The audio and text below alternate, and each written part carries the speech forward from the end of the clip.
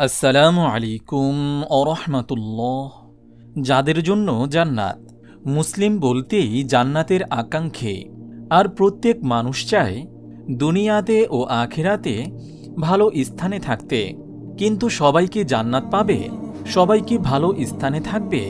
এমন প্রশ্নের জবাব খোঁজা হয়েছে পবিত্র কোরআনে। কোরআনের বিভিন্ন আয়াতে স্পষ্ট বর্ণিত যে কাদের জন্য জান্নাত এবং কারা জান্নাতে যাবে। এই ভিডিওতে 7 শ্রেণীর মানুষের কথা তুলে ধরা হলো। তা হল, নম্বর 1, ক্ষমা প্রার্থীদের জন্য জান্নাত। যারা তওবা করে তাদের জন্য জান্নাত। ইরশাদ হয়েছে, যদি তারা কখনো কোনো অশ্লীল কাজ করে কিংবা নিজের ওপর জুলুম করে, তখন তারা আল্লাহকে স্মরণ করে এবং নিজেদের পাপের জন্য ক্ষমা প্রার্থনা করে। আল্লাহ ছাড়া আর কে পাপ ক্ষমা করবেন? তারা নিজের কৃতকর্মের জন্য হটকারিতা প্রদর্শন করে না এবং জেনে শুনে তার পুনরাবৃত্তি করে না। সূরা আলী ইমরান আয়াত 135। নম্বর 2, আল্লাহ ও রাসূলের আদেশ মান্যকারীদের জন্য জান্নাত। যারা আল্লাহ ও তার রাসূলের সীমারেখা মেনে চলে তাদের জন্য রয়েছে জান্নাত। ইরশাদ হয়েছে, এগুলো আল্লাহর নির্ধারিত সীমা। যে ব্যক্তি আল্লাহ ও তার রাসূলের আদেশ মতো চলে তিনি তাকে জান্নাত সমূহে প্রবেশ করাবেন, যেগুলোর তলদেশ দিয়ে নদী প্রবাহিত হবে। তারা সেখানে চিরকাল থাকবে। এটা বিরাট সাফল্য। সূরা নিসা আয়াত 13-14। নম্বর 3, ঈমানদার ও সৎ কর্মশীলদের জন্য জান্নাত। ঈমানদার ও নেককারদের জন্য জান্নাত। ইরশাদ হয়েছে, আর যারা ঈমান আনে এবং সৎকর্ম করে অবশ্যই আমি তাদের প্রবিষ্ট করাবো জান্নাতে, যার তলদেশে প্রবাহিত রয়েছে নহরসমূহ। সেখানে তারা থাকবে অনন্তকাল। সেখানে তাদের জন্য থাকবে পবিত্র স্ত্রী এবং তাদের আমি প্রবিষ্ট করাবো ঘন ছায়া নীড়ে। সূরা নিসা আয়াত 57। নম্বর 4, নামাজি ও সৎ চরিত্রবানের জন্য জান্নাত। যারা নিয়মিত নামাজ পড়ে, দান খয়রাত করে এবং সৎ চরিত্রের অধিকারী তাদের জন্য জান্নাত। ইরশাদ হয়েছে, তবে তারা স্বতন্ত্র যারা নামাজ আদায়কারী, যারা তাদের নামাজে সার্বক্ষণিক কায়েম থাকে এবং যাদের ধন সম্পদের নির্ধারিত হক আছে অসহায় ও বঞ্চিতের, এবং যারা প্রতিফল দিবসকে সত্য বলে বিশ্বাস করে এবং নিশ্চয়ই তাদের পালনকর্তার শাস্তি থেকে তারা নির্ভীক থাকে না, এবং যারা তাদের যৌন অঙ্গকে সংযত রাখে কিন্তু তাদের স্ত্রী অথবা মালিকানাভুক্ত দাসীদের বেলায় তিরস্কৃত হবে না।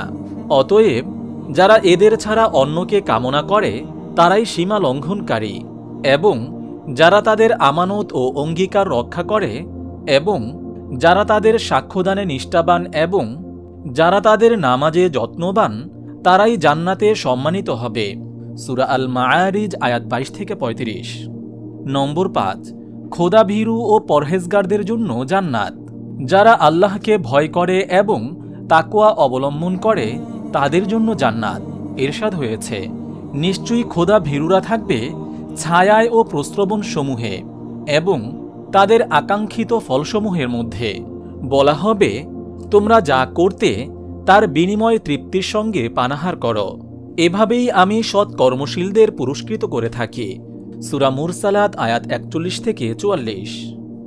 নম্বর 6, নারী পুরুষ নির্বিশেষে সবার জন্য জান্নাত।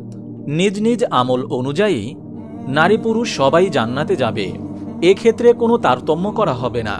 ইরশাদ হয়েছে, নিশ্চয়ই মুসলমান পুরুষ মুসলমান নারী, ঈমানদার পুরুষ ঈমানদার নারী, অনুগত পুরুষ অনুগত নারী, সত্যবাদী পুরুষ সত্যবাদী নারী, ধৈর্যশীল পুরুষ ধৈর্যশীল নারী, বিনীত পুরুষ বিনীত নারী, দানশীল পুরুষ দানশীল নারী, রোজা পালনকারী পুরুষ রোজা পালনকারী নারী, লজ্জাস্থান হেফাজতকারী পুরুষ লজ্জাস্থান হেফাজতকারী নারী, তাদের জন্য আল্লাহ প্রস্তুত রেখেছেন ক্ষমা ও মহাপুরস্কার।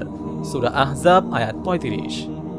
নম্বর 7, মুমিনরা জীবন ও সম্পদের বিনিময়ে জান্নাত ক্রয় করে নিয়েছে। ইরশাদ হয়েছে, আল্লাহ ক্রয় করে নিয়েছেন মুসলমানদের থেকে তাদের জীবন ও সম্পদ। এর বিনিময়ে তাদের জন্য রয়েছে জান্নাত। তারা যুদ্ধ করে আল্লাহর পথে, অতঃপর মারে ও মরে। 7 ব্যক্তি আরশের ছায়ায় স্থান পাবে। আবু হুরায়রা রাদিয়াল্লাহু তাআলা আনহু থেকে বর্ণিত। রাসূল সাল্লাল্লাহু আলাইহি ওয়াসাল্লাম ইরশাদ করেছেন, যেদিন আল্লাহর রহমতের ছায়া ছাড়া অন্য কোনো ছায়া থাকবে না, সেদিন আল্লাহ তাআলা 7 ধরনের মানুষকে তার আরশের ছায়ায় আশ্রয় দেবেন। তারা হলেন: নম্বর 1, ন্যায়পরায়ণ শাসক; নম্বর 2, যে যৌবনে আল্লাহর ইবাদতে লিপ্ত থাকে; নম্বর 3, যার অন্তর সর্বদা মসজিদের সঙ্গে লেগে থাকে; নম্বর 4, ওই ব্যক্তি যারা আল্লাহর উদ্দেশ্যে পরস্পরকে ভালোবাসে এবং আল্লাহর জন্যই পরস্পর একত্র হয় এবং তার জন্যই সম্পর্ক ছিন্ন করে; নম্বর 5, ওই ব্যক্তি যাকে কোনো বংশীয়ভাবে মর্যাদাবান রূপসী নারী কুকর্মের প্রতি আহ্বান জানায়, কিন্তু সে কথা বলে তা প্রত্যাখ্যান করে যে আমি আল্লাহকে ভয় করি। যে ব্যক্তি এমন গোপনে দান সদকা করে যে তার ডান হাত কি দান করেছে তার বাম হাত তা জানে না। নম্বর 7, যে ব্যক্তি নির্জনে আল্লাহকে স্মরণ করে এবং তার ভয়ে চক্ষুদ্বয় থেকে অশ্রু ঝরে। সহিহ বুখারী হাদিস নম্বর 660। মহান আল্লাহ তাআলা আমাদের সবাইকে জান্নাতুল ফিরদাউস দান করুন, আমিন। আপনি যদি এরকম ভিডিও আরও পেতে চান তাহলে এই চ্যানেলটি সাবস্ক্রাইব করে পাশে রাখা বেল আইকনটি অন করে দিন।